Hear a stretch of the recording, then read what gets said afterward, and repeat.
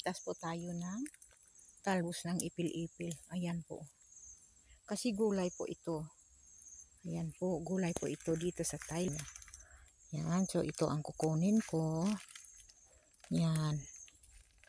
Kasi masarap po ito. Ikakainin po ito ng press. Ayan po guys, so tingnan nyo ako. Press, ayan ko. Masarap po ito. Yan guys, ganyan ang po ano. Tapos masarap sa sinasabi nila na punta. Masarap po siya guys, ayan.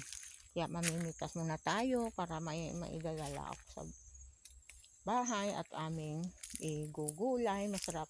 At saka hindi lang po itong talbos, kung hindi pati na rin yung kanyang seeds, yung medyo bata pa na bunga niya. Huwag na masyadong yung matigas kasi ano yung hindi makakain. Mas masarap yung lambot, yung buo rin. Kakainin yung bunga niya, masarap. Yan to. Yan, marami. Thank you very much po.